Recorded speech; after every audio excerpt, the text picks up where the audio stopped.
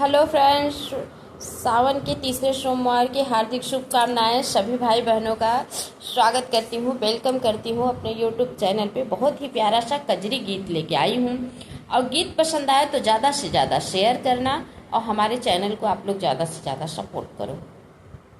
सैया मोरे भैले भिखरिया कई के सौतिनिया से यारी ना हो रजऊ मोरे भैले भिखरिया कई के सौतिनिया से यारी ना कई के सौतिनिया से यारी ना हो राजा मोरे भैले भिखारी कई के सौतिनिया से यारी नाम। हरवा झुमका नथिया लैया मई कजरा अपने हाथे लगा मई। हरवा झुमका नथिया गढ़ावई कजरा अपने हाथ लगावई।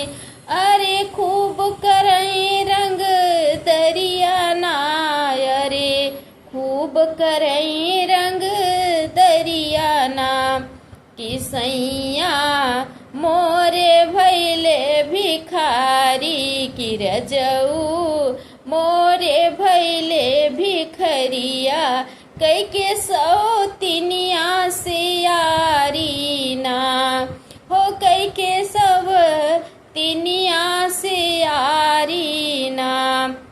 गिरजऊ मोरे भैले भिखरिया की हो रासैया मोरे भैले भिखरिया कई के सौतिनिया से यारी ना।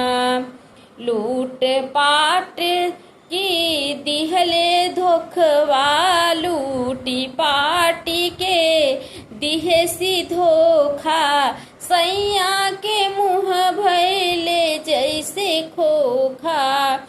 अरे लूटी पाटी के दिहले सी धोखा सैया के मुँह भैले जैसे धोखा खोखा कि जैसे कौन जुअड़िया ना कि जैसे कौन जुअड़िया ना कि सैया मोरे भैले भिखरिया की रजऊ मोरे भैले भिखरिया कई के सौतिनिया से यारी ना हो कई के सौतिनिया से यारी ना कि रजऊ मोरे भैले भिखरिया कई के सौतिनिया से यारी ना।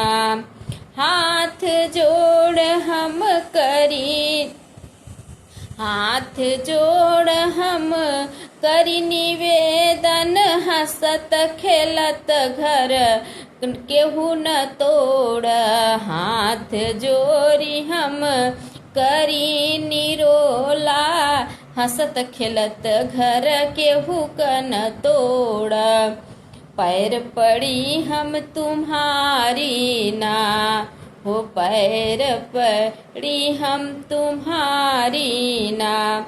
पियवा मोर भैले भिखरिया रजऊ मोर भैले भिखरिया कई के सौतिनिया से यारी ना हो कई के सौतिनिया से यारी ना कि सैया मोर भैले भिखरिया कई के सौतिनिया से यारी ना।